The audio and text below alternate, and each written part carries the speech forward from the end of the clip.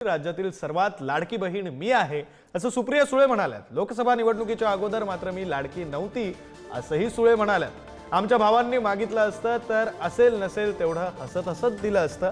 माझ्यावर लाडकी बहीण योजनेवरून टीका होते असंही सुळे म्हणाल्यात। सोन्याचा चमचा घेऊन जन्मले त्यामुळे त्यांना योजनेचं काय वाटणार नाही। हो, माझा जन्म तोंडात सोन्याचा चमचा घेऊन झालाय, यात माझी काय चूक आहे असा सवाल सुद्धा सुळेंनी विचारलाय। माझ्या हातात असलेल्या सोन्याच्या बांगड्या या शारदाबाई पवारांची आठवण आहे। या बांगड्या माझ्या कुटुंबाच्या कष्टाच्या आहेत। त्यांना ईडी सीबीआयची भीती वाटणार नाही असंही सुळे म्हणाले। या राज्यातली सगळ्यात लाडकी बहीण मी आहे। लोकसभेला लाडकी नव्हते, लोकसभेनंतर लाडकी झाले।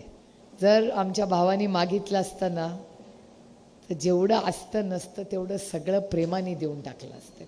ज्यांचा जन्म सोन्याचा चमचा घेऊन झाला त्यांना काय 1500 रुपयाची किंमत करणार, मान्य आहे। हो, झाला माझा जन्म सोन्याचा चमचा घेऊन, त्याच्यात माझी काय चूक। तर या 6 बांगड्या सोन्याच्या या शारदाबाई पवारांच्या आहेत।